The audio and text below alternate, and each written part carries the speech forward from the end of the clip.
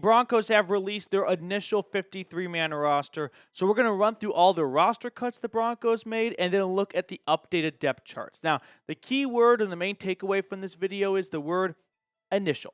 This is just the initial roster. There are going to be changes made over the next 48, 72 hours, but for now, this is what Denver has. Now, unfortunately, this is the end of the road for a lot of players. So drop a good luck in the comment section below to wish everyone who was released today best of luck on their journey forward in football or other careers. But let's start with the running backs on the offense here. Broncos moved on from Tyler Badie. Samaje Perine, we learned yesterday, was either going to get released or traded. Ultimately, they could not find a trade partner, so he is released. I expect him to have some level of a market. Fullback Michael Burton, he was released, which means he is a free agent, can sign anywhere. My guess is the Broncos are going to bring him back soon or place him on their practice squad and elevate him. I don't think his time with Denver is done. Wide receivers. Phillip Dorset, Jalen Virgil, and Brandon Johnson. The first two, not so much of a surprise. Brandon Johnson, I thought he had a good chance to make it after that final preseason game. Expect to see him on the Broncos practice squad if he clears the waiver wire. You got David Sills, Michael Bandy, Tim Patrick, and Lil'Jordan Humphrey. The biggest name of the bunch, obviously, being Tim Patrick. To be honest, I'm shocked they could not find a trade partner. I expect Patrick to have a good market, and I'm going to wish him the best wherever he goes. Lil'Jordan Humphrey is a shoo-in for the Broncos practice squad. Last year, remember, Denver only took 4 receivers on their initial 53-man and then elevated a couple of guys from their practice squad for the first few weeks. So I think they're going to have Humphrey on their practice squad, elevate him, and if an injury pops up somewhere else, they can give him a full-time roster spot. On to the tight ends and the rest of the offense. Hunter Kampmoyer, offensive lineman in Oliver Jervis. Veteran Sam Mustipher lost the center battle between himself, Luke Wattenberg, and Alex Forsythe. Demontrey Jacobs, a swing tackle. A rookie, unfortunately, a 7th-round pick from South Carolina, Nick Gargiulo, did not make the roster. Will Sherman, Calvin Throckmorton. That one surprised me a little bit. Then some defensive linemen, Angelo Blackson, Matt Henningsen, Elijah Garcia.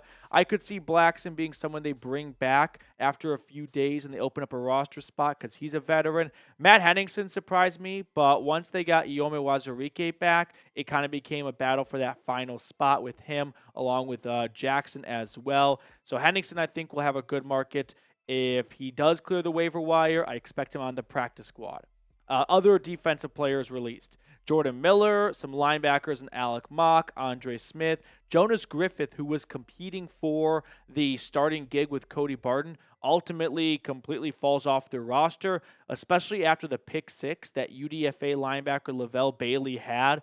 That, I think, cemented him on their roster because they knew if we don't keep Bailey and he goes to the waiver wire, some team's going to claim him, and we're going to regret that. So let's go young here. If we're going to go young at Patrick and Perine, why stop there? And ultimately, a veteran in Griffith who has been injured, hasn't played in since 2022, is off the team for now.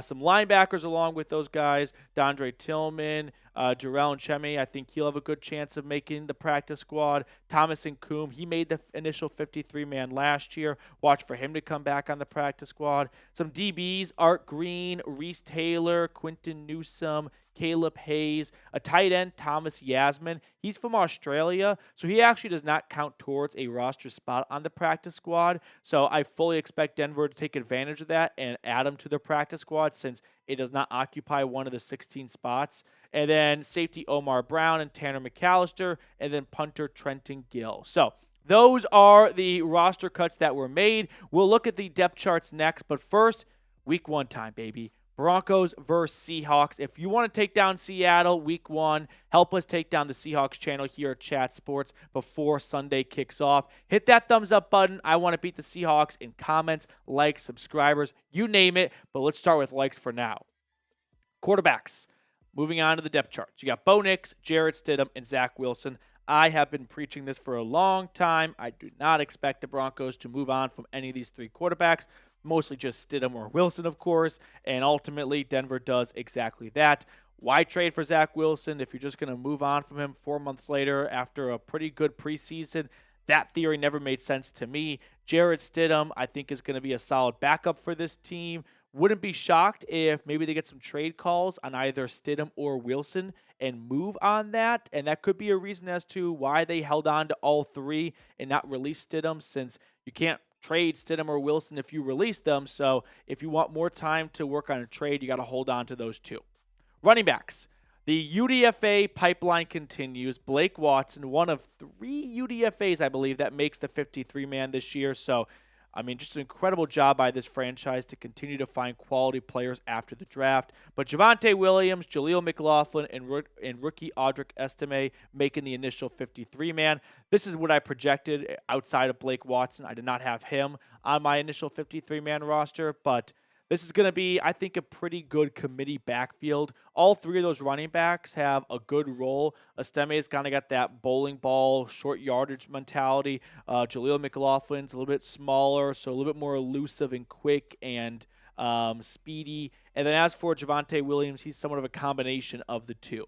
Now, before we look at the rest of the depth charts here, I do want to tell everyone watching about our friends at Factor. Today's show is brought to you by Factor. If you're like me and maybe you don't have the best diet, especially on Sundays, well, you can eat better Monday through Saturday with our friends over at Factor. See, they have chef-crafted meals with options like Calorie Smart, Protein Plus, and Keto. Factor's fresh, never-frozen meals are dietitian approved and ready to eat in just 2 minutes. So no matter how busy you are, you'll always have time to enjoy nutritious, great-tasting meals. Enjoy effortless support for your lifestyle. Choose from 6 menu preferences to help you manage calories, maximize protein intake, avoid meat, or simply eat well balanced. Treat yourself to restaurant-quality meals that feature premium ingredients like filet mignon, shrimp, and blackened salmon. Head to factormeals.com/BroncosChat50 and use code BroncosChat50 to get 50% off your first box plus 20% off your next month.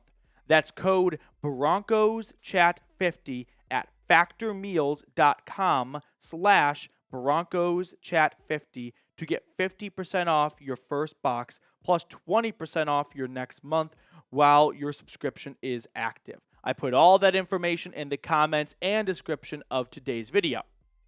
As for the wide receivers, the Broncos keep 5. Courtland Sutton, Josh Reynolds, Marvin Mims, and then rookies Devon Vele and Troy Franklin.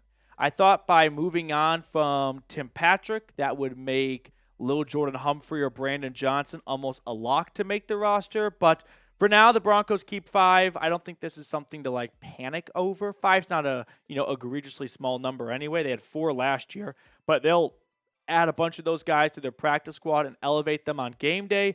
But I will say I'm starting to lose the vision a little bit of moving on from Tim Patrick. If the goal was to move on from Tim Patrick to keep some of the younger guys, where are the younger guys?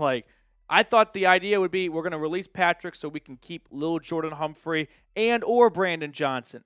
Instead, that wasn't the case, and you can have them on the practice squad, but you can also still have them on your practice squad and have Tim Patrick on your roster. So I think for the development of Bo Nix, that should be factored in a little bit as well when finding a balance between what's good for your rookie quarterback and what's good for the rest of your team and trying to keep it young. But I am still struggling to see how this team is better without Tim Patrick than with Tim Patrick, even long term. So how would you grade the Broncos wide receiver room?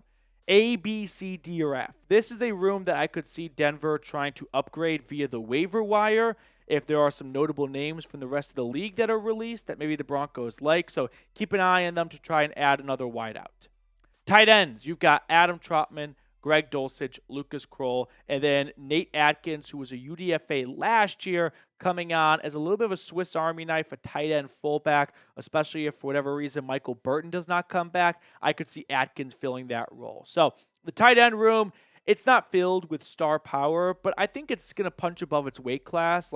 Adam Trautman had some good games last year. Lucas Kroll was very impressive in the preseason. And we know what Greg Dulcich is capable of if healthy. He's been healthy so far. Knock on wood. Offensive line. You have your 5 starters, Garrett Bowles, Ben Powers, Luke Wattenberg, Quinn Miners, and Mike McGlinchey. Then 4 backups. Matt Peart, Alex Forsythe, who won the backup center battle over Sam Mustipher, and then UDFA Frank Crum out of Wyoming.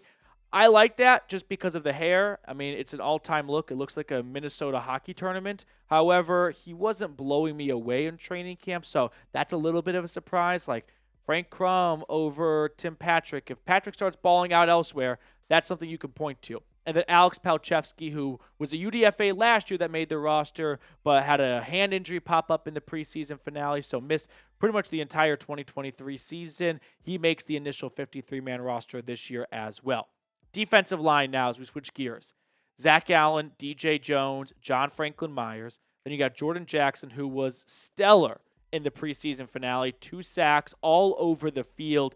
I don't know if we're talking about Jackson today if he does not have that preseason performance that he did against the Cardinals. Malcolm Roach is going to rotate in with DJ Jones at nose tackle. And then back from suspension, Iome Wazurike, who missed all of 2023 after being a 4th-round pick out of Iowa State in 2022. He had some good training camp practices and, spotting here and there. So he wins the job over Matt Henningsen for that final defensive tackle position or second to last defensive tackle position. But we'll keep an eye on him. I wouldn't be surprised to see him kind of be one of those 52, 53 guys on the roster where if the Broncos want to make a waiver claim, they have to make a corresponding move. He could be one of the first guys out. Linebackers, Jonathan Cooper, Alex Singleton, Cody Barton not only gets the roster spot, I believe he wins the starting linebacker role over Jonas Griffith, Baron Browning, and then Nick Bonito, Justin Stranad, Lavelle Bailey, and Jonah Ellis. Shout out to Bailey, a UDFA who, once again, this team continues to find great players after the draft. Came up with a 94-yard pick 6 against the Cardinals, which I don't think touchdowns or pick 6s make you a lock to make any roster in the NFL.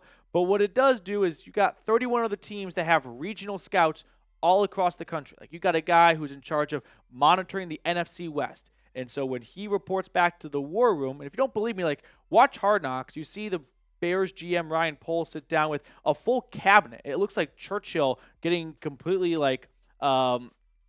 getting a rundown on what's going on with the Nazis.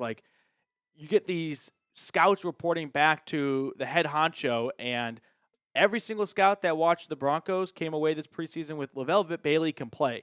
And everyone's definitely going to pop up and notice that when he comes up with a 94-yard pick 6.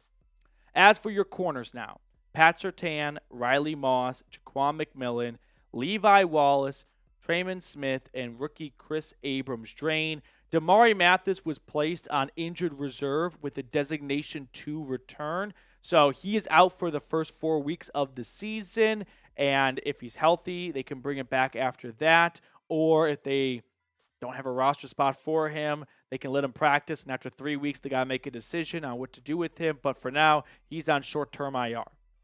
As for your safeties, Brandon Jones, P.J. Locke, Devon Key, Keandron Smith, and J.L. Skinner. Man, you want to talk about a complete 180 for the room? Last year, it was Justin Simmons, Kareem Jackson, P.J. Locke, and Caden Stearns. I mean, just whole new room, essentially, outside of P.J. Locke. So Denver going young, and they're going with some fun playmakers out of the preseason that's probably going to have some growing pains in the regular season. Hopefully not, but we'll wait and see. However, I do like maybe the direction this room is headed because it may not have a superstar in Justin Simmons, but it's got a really good competition and committee going at the moment. And now for your special teams unit, Riley Dixon, Will Lutz, and Mitchell Frabbione. So that is your initial 53-man roster. How many wins for the 2024 Broncos? We are a little over 1 week away from Seattle and Denver kicking things off in the Pacific Northwest. I've got the Broncos going 9-8 this season. Give me your win projection down below in the comment section. That's going to do it for us on today's episode. Thank you guys so much for tuning in. If you enjoyed our content, give us a like, subscribe, comment, all those cliche and good stuff to grow the channel. God bless the YouTube algorithm gods for getting you guys in front of this video, and I'll see you all later.